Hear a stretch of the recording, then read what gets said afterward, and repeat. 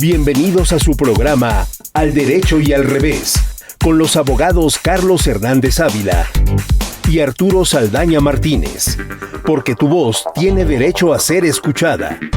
Al Derecho y al Revés. Comenzamos. 9:25 de la mañana de este 3 de octubre. Estamos aquí con mi querido Carlos Hernández Ávila, un experto en derecho penal.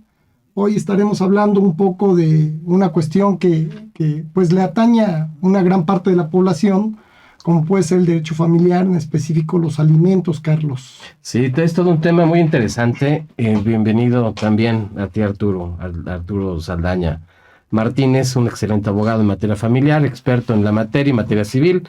Mi reconocimiento, señor licenciado. Muchas gracias. Pero bueno, pues como tú comentabas, sí, es un tema bastante interesante. Muchas de las personas que nos escuchan nos han pedido en redes sociales que abordemos este tema. Y bueno, para ello, pues quizá podamos empezar con la parte de lo que son los alimentos, ¿no? Que es un tema bastante interesante y bastante amplio. Sí, muy amplio, sin duda alguna. Porque si bien es cierto, dentro del término general, podríamos presumir que los alimentos se conforman por la comida, ¿no? En término coloquial, el alimento, coloquial, ¿no? Sí, pero a final del día el 308 del Código Civil de la Ciudad de México, pues establece, ¿no?, que los alimentos no solamente es la ingesta como tal, sino también es la ropa, calzado, asistencia médica, esparcimiento, atención médica, etcétera, todo lo necesario para que un menor pueda subsistir de manera integral. Todo lo necesario, en efecto, y también podría ser la parte de colegiaturas en el caso de... Claro. Y hasta también la parte de entretenimiento. Sí, el esparcimiento como tal que yo estaba mencionando. Fíjate que estas cuestiones alimentarias tienen una tramitación sui generis. Por desgracia, muchos juzgadores incluso llegan a confundirla, Carlos, porque tramitan los juicios alimentarios como si fuesen juicios civiles o de tipo mercantil. Es decir, mira, para que quede un poquito más claro, existe un principio que se llama del principio dispositivo, claro, que establece que principalmente para aquellos que no son versados en las leyes, que son las partes las encargadas de aportar todas las pruebas, de ver que se desahoguen en forma oportuna, en forma adecuada, el exhibir todo lo que pudieran tener, el alegar todo lo que pudiera ser beneficioso a sus intereses. Y hay otro tipo de procedimientos que se les llama de corte inquisitivo. Y estos procedimientos de corte inquisitivo tienen lugar en aquellas cuestiones donde, pues principalmente son cuestiones de orden público e interés social. Los alimentos, por ejemplo, son de orden público e interés social, y entonces aquí el juzgador no nada más es un mero espectador, como pudiera ser hasta cierto punto en las cuestiones de derecho dispositivo, sino aquí también el juez, de manera oficiosa, él tiene que recabar pruebas, él puede suplir la deficiencia de la queja o de los planteamientos de derecho que hagan las partes.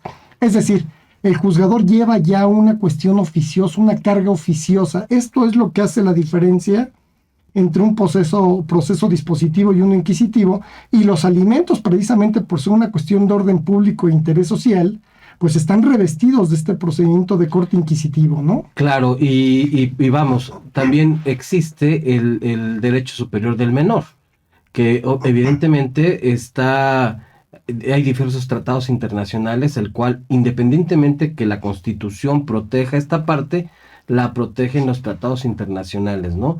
O sea, debe haber una protección mucho mayor al respecto.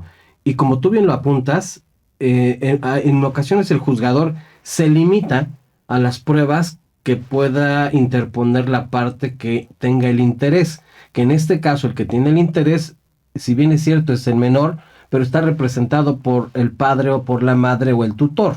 Así ¿No es así? Así es, ¿no? Y por desgracia muchas veces existen pruebas tan elementales como para aquellas relativas a determinar la capacidad económica del deudor alimentario, y que el juez simplemente pues omite girar oficios a diversas autoridades, instituciones de crédito, como para realmente conocer una verdadera capacidad económica del deudor alimentario. Y entonces se va simplemente muchas veces con lo que informe el acreedor alimentario por conducto de su madre principalmente, y esto evidentemente atenta contra el interés superior del menor. Claro, y eso se tendría que hacer valer, desafortunadamente, porque es una obligación de hacerlo de la autoridad. Sin embargo, se constriñe y se limita como si fuera una litis cerrada, ¿no? Donde la parte actora, o en este caso la parte que pretende alguna circunstancia, pues pueda limitar el carácter probatorio, cuando el juez se puede allegar de diversos elementos, ¿no es así? Mira, ese es el problema a final del día, porque muchos juzgadores, insisto, ven al procedimiento de alimentos bajo un criterio dispositivo y de litis cerrada, es decir, que simplemente lo que ya dijiste en el escrito de demanda o en la contestación es lo que rige, cuando realmente en materia de alimentos, precisamente por ser una cuestión de orden público e interés social, no solamente debe de tramitarse conforme un corte inquisitivo, es decir, con facultades oficiosas del juzgador, sino que adicionalmente también puede considerarse como de litis abierta. En cualquier momento en que surjan cuestiones, pueden hacerse valer, y precisamente se hacen valer con el fin de no dejar en estado de indefensión o en una menor calidad de defensa del acreedor alimentario. El interés superior del menor está por encima de los intereses incluso de los padres, y está tutelado incluso por el artículo 4 constitucional. Y entonces, ¿cuál sería la situación del juzgador para poder limitar y no poder ser abierto? Tú, en tu experiencia, ¿qué es lo que denota esa situación? Bueno, lo que pasa es que el juzgador familiar no debe de cerrar la litis en forma alguna. Y siempre sucede. En muchas ocasiones por sucede. desgracia, porque ocurre lo que te decía hace un momento, que tramitan los juicios alimentarios como si tramitaran juicios ordinarios civiles o mercantiles. O cuestiones mercantiles.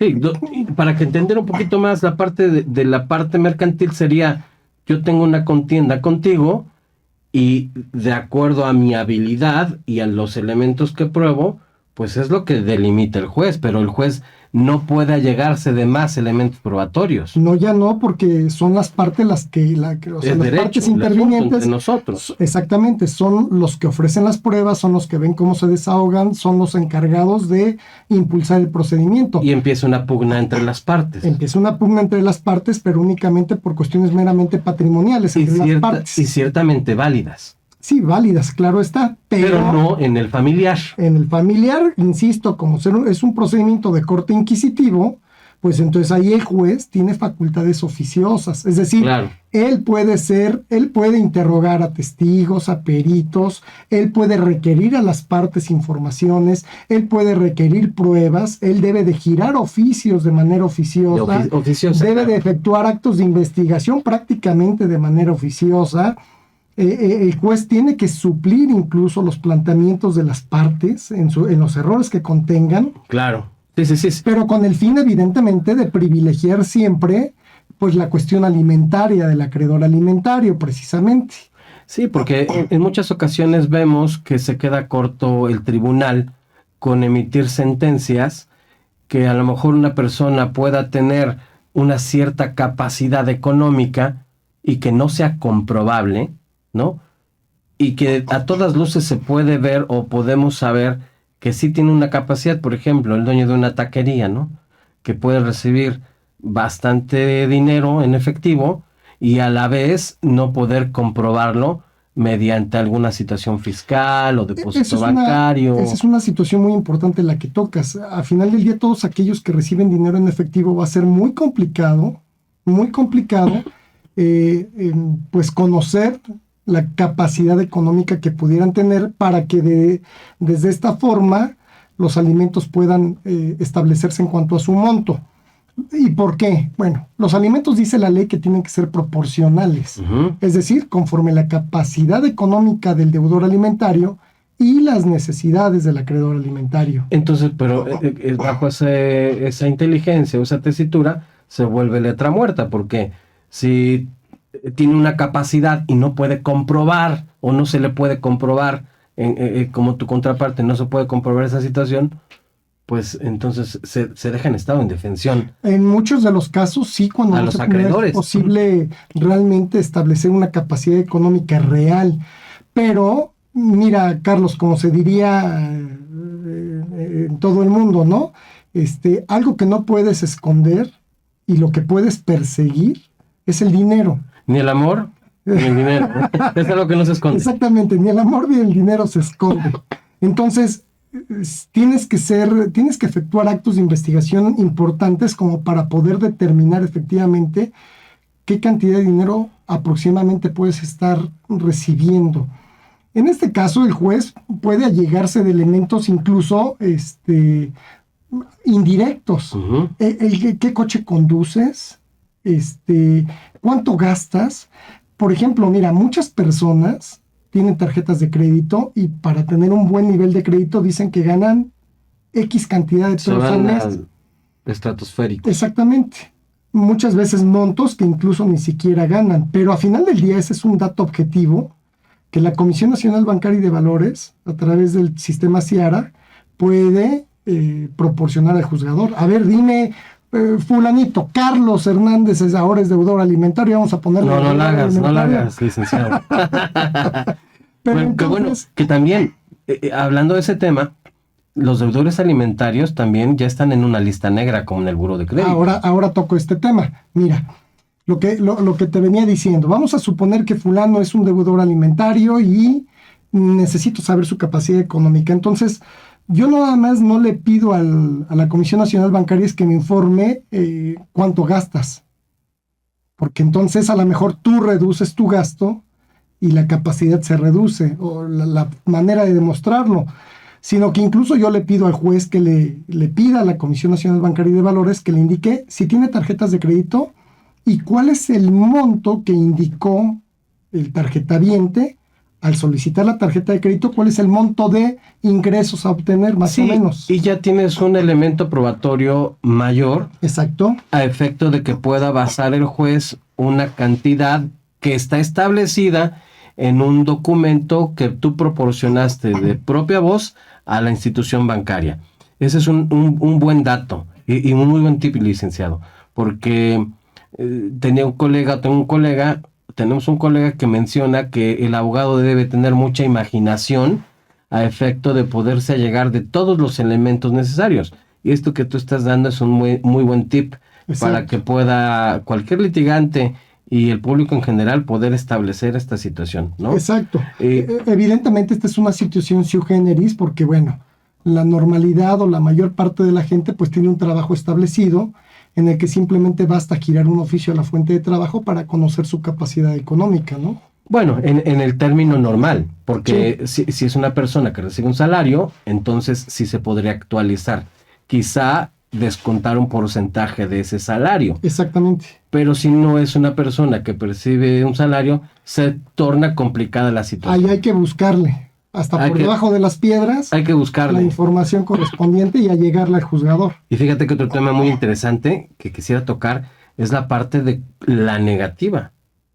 Es decir, a ver, cuando una persona tiene más, ahora con las recientes reformas también al Código Civil, se establece que cuando una persona por más de 60 días no brinda alimentos, entonces puede inscribirse en un registro de deudores alimentarios morosos. ¿Qué es la primera sanción que pudiera tenerse? Digamos que la primera consecuencia. Exacto. Es la primera consecuencia.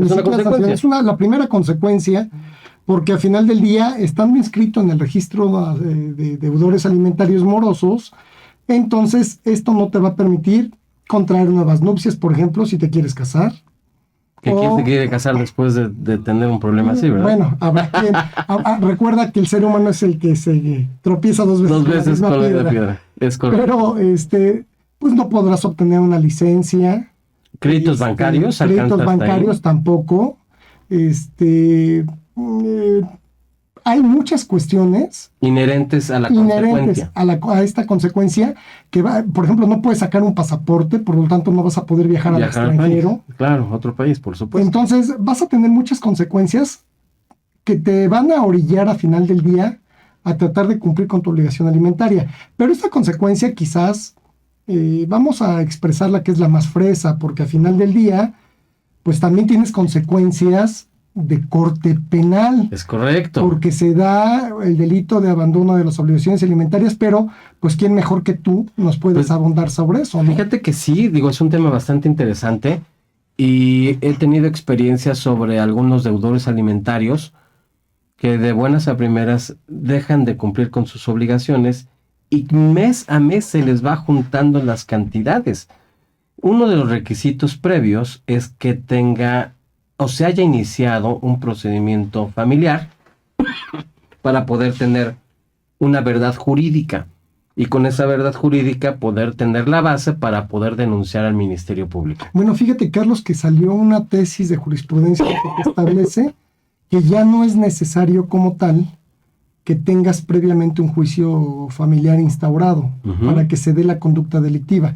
La conducta como tal sería instantánea a partir de que tienes un lazo filial con un menor o con una dependiente económico o alimentario e incumples con esa situación en específico y lo dejas en abandono como tal. Entonces, en ese momento se da como tal la conducta delictiva y no es necesario que exista ya una sentencia de manera previa que te condene al pago de alimentos. Pero al final es una tesis.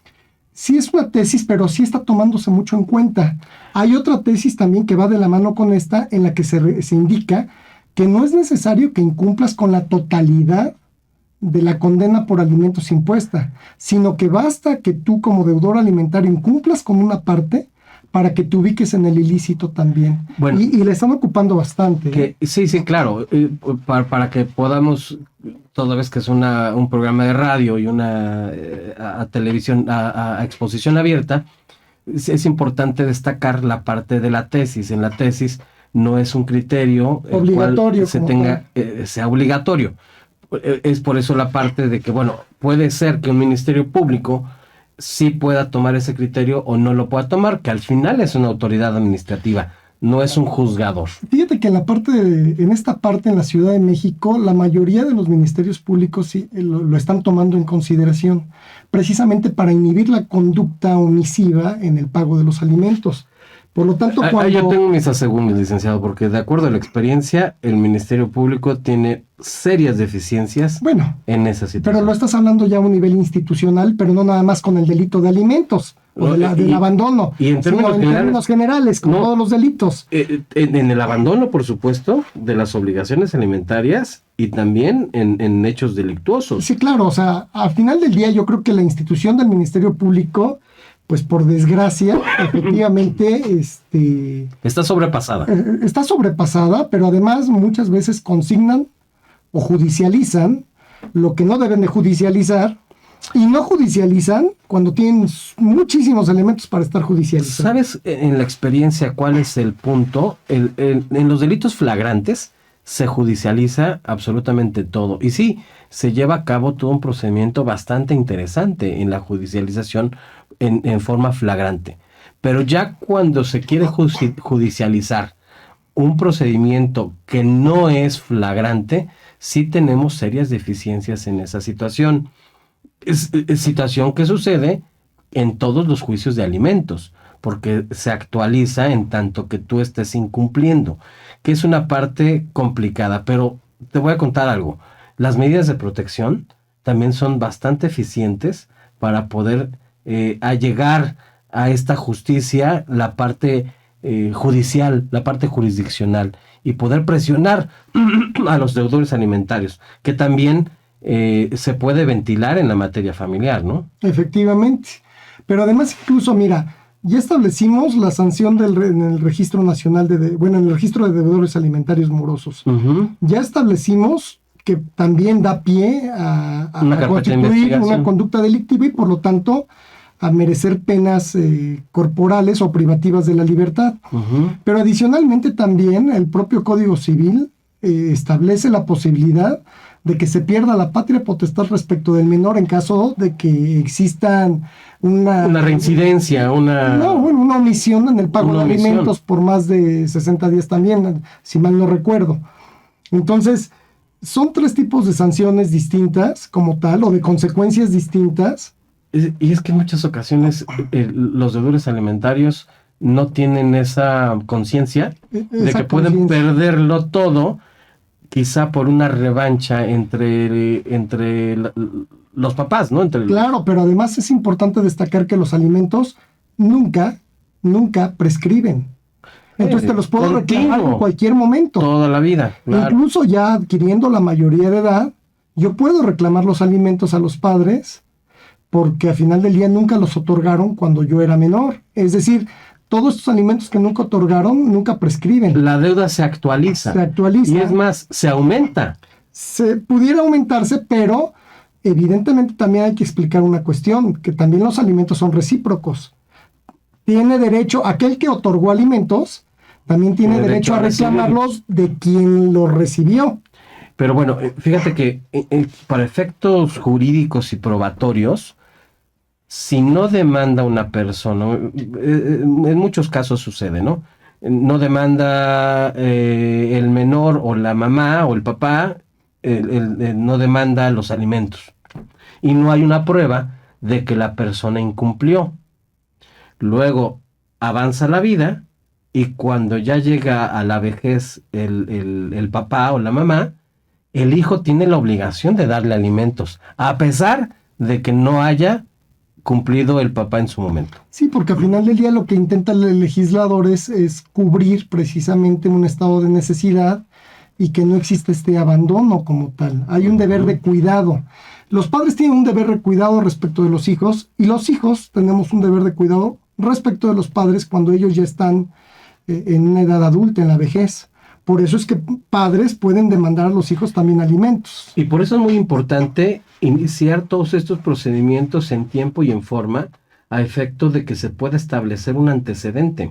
Porque muchas veces el juzgador nos dice, bueno, ¿y cómo puedo yo comprobar que tú estás diciendo esa verdad? Que no te dieron alimentos, o que faltaron, o que tuviste una agresión por parte de tus padres, o por parte del cónyuge.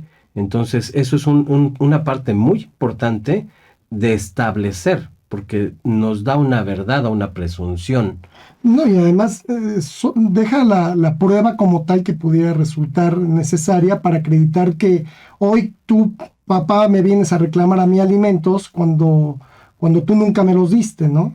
Claro. Entonces, si yo inicio un procedimiento de alimentos cuando era necesario y por X o por Y no se siguió el juicio, el juez no cumplió su obligación oficiosa de perseguirlo y a final del día nunca obtuve o nunca se satisfizo esta situación alimentaria, pues esta situación puede evidentemente también tener como consecuencia que cuando tu padre me reclames a mí alimentos, pues yo oponga de que no existió esa reciprocidad. ¿Y en ese caso operaría la parte de la ingratitud? Pues no existe como tal una ingratitud como tal, sino la falta de reciprocidad. Los alimentos se podría poner como excepción en una demanda. Claro. Es decir, una persona o una persona de edad avanzada le demanda a su hijo los alimentos y su hijo se puede excepcionar, puede decir no. No, porque tú nunca me los diste a mí cuando yo los necesité. Entonces, sí es muy importante tener ese antecedente legal. Sí es importante siempre, y es importante hacer los reclamos en tiempo y forma, porque insisto, pues los alimentos son de orden público, de interés social, y todo interesado en recibirlos tiene que realizar el reclamo respectivo, y la autoridad judicial o el Ministerio Público, en dado caso, puede hacerlo, incluso también valer.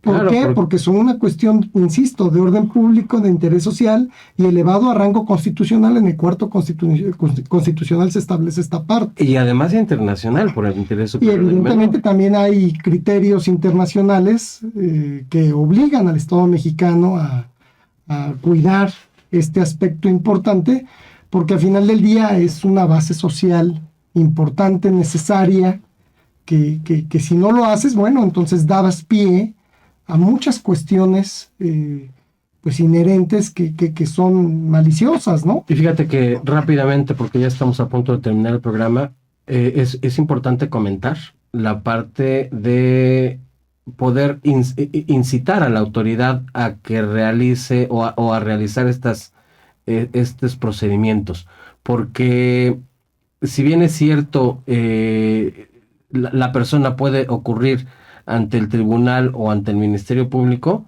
también es cierto que derivado de ello tiene que existir la respuesta, pero una respuesta que sea considerable, que se adecue a las necesidades y a los intereses. Hay la necesidad de capacitar debidamente a las autoridades, tanto ministeriales como judiciales en este aspecto, y ahí es donde cobra relevancia todo lo que te estoy indicando, que evidentemente también el juzgador está obligado a recabar oficiosamente todos los elementos de prueba, con independencia de que el interesado lleve todo lo necesario ante el juzgador para acreditar esta capacidad económica. El punto es que si se inicia mal puede terminar. Bueno, no necesariamente, porque recordemos que el juez tiene la necesidad y la obligación de suplir la deficiencia de la queja. Es decir, en el lado romántico que se pueda, porque como tú bien lo dijiste al inicio, normalmente no lo hace. Es una obligación legal y tendríamos que en su caso interponer los recursos necesarios en caso de que no se haga. Claro. Pero es una obligación para el juzgador esta suplencia de la queja deficiente de las partes, ¿no? Entonces, aun cuando mi queja sea deficiente o sea inadecuada, el juez tiene necesariamente que componerla, que darle cauce adecuado. Darle el cauce, sí, pero pues bueno, lo importante es hacer este tipo de acciones, ¿no? De implementar estos actos jurídicos. Sí, efectivamente. Y mira, como te darás cuenta, Carlos, esta cuestión de la protección alimentaria, los acreedores alimentarios, pues es una cuestión muy extensa y es una cuestión que muchos conciudadanos padecen la falta de suministro de alimentos o de la ayuda respectiva. Yo considero que es un tema que no podemos dar por agotado en esta charla. Pues habrán más oportunidades. Habrá más oportunidades para ello, pero bueno, esperemos que aquí habremos pues podido ayudarle un poco a la gente a conocer un poquito más de esta situación. Pues, y bueno, pues ya estamos encantados con este programa y nos vemos dentro de 8 días. A la misma hora. Al derecho y al revés. Muchas gracias. Esperemos que todos pasen una muy buen día. Muy buen día. Entonces, hasta la próxima. Muchas gracias. Esto fue Al Derecho y al Revés. Al Derecho y al Revés. Te esperamos el próximo jueves a partir de las 9:25 por esta misma frecuencia. Locura 830 de AM.